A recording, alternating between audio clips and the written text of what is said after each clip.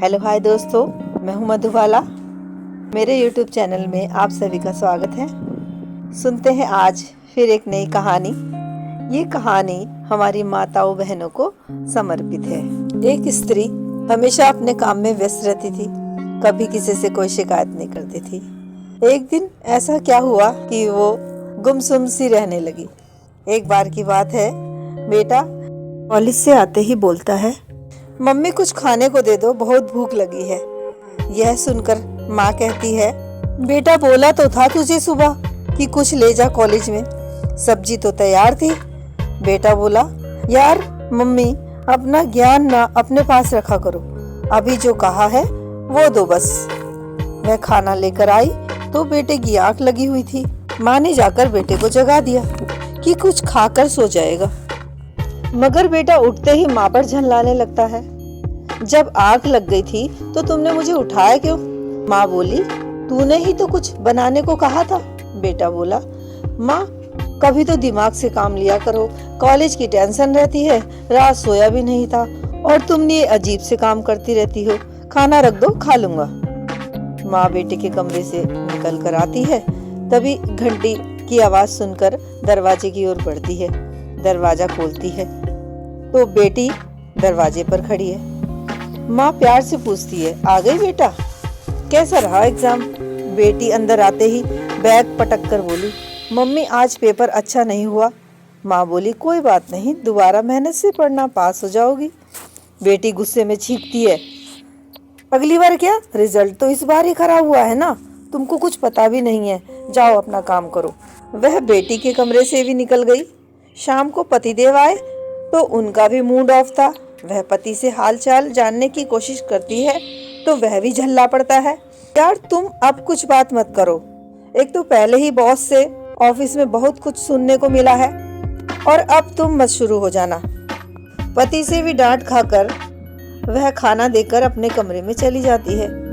अब अगले दिन से वह किसी से भी कहना सुनना सब बंद कर देती है।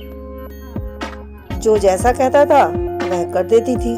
पति आते तो चाय देती, बेटा बेटी कॉलेज से आते तो उनसे भी कुछ ना बोलती थी। यह सिलसिला बहुत दिनों तक चलता रहा। एक दिन रविवार की छुट्टी थी। वह अपने काम से निपटकर छत पर धूप सेक रही थी। तभी बेटा बेटी व उसका पति उसके पास आए और बोले, तबीयत तो ठीक है ना तुम्हारी? क्या हुआ, इतने दिनों से चुप क्यों हो? बच्चे भी हैरान देख रहे थे। थोड़ी देर चुप रहने के बाद वह बोलना शुरू करती है, क्या मैं आप लोगों के लिए एक दरवाजे पर लटका हुआ पंचिंग बैग ही हूँ जो आता है मुझ पर गुस्सा और चिड़चिड़ापन निकाल कर चला जाता है? मैं भी तुम सबके आने का इंतजार करती हूँ, सोचती हूँ पूरा दिन काम करके आप लोग आओगे और दो बोल प्यार के बोलोगे और तुम लोग आते ही मुझ पर तंज कसने लगते हो। अगर तुम लोगों का दिन बुरा गया तो इसमें मेरी क्या गलती है? क्या हर बात पर मुझे झिड़कना सही है? कभी तुम लोगों ने पूछा कि मुझे दिन भर कोई तकलीफ तो नहीं रहती? तीनों चुप थे। सही तो कहा था उस स्त्री ने। सभी ने उसे दरवाजे पर लटका हुआ एक पंचिंग बैग ही समझ लिया था, जो आता था मुक्का मार के चला जाता था। उसकी बात से तीनों शर्मिंदा थे। तो दोस्तों, हर स्त्री, हर बीवी, हर माँ अपने परिवार से यही सब सुनती आ रही है। इन्हें अपना इज्जत करवाना आता ही नहीं, बस चुपके से रो लेती हैं।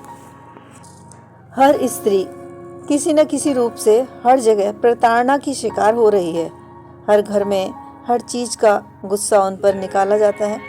कभी कभी तो यह ठीक है, लेकिन अगर आपके घर में हर सदस्य की यही आदत बन जाए तो आप माँ बहनें अभी से सतर्क हो जाएं। अपनी इज्जत अपने हाथ में है। आज से ही सबका पंचिंग बैग बनना बंद कर दें। आज के लिए बस इतना ही। कहानी पसंद आए तो लाइक, शेयर और कमेंट अवश्य करें और यदि मेरे चैनल पर नए हैं तो कृपया चैनल को सब्सक्राइब करके बेल आइकन दबाना न भूलें। धन्यवाद दोस्तों, आपका दिन शुभ हो। जय श्री कृष्ण।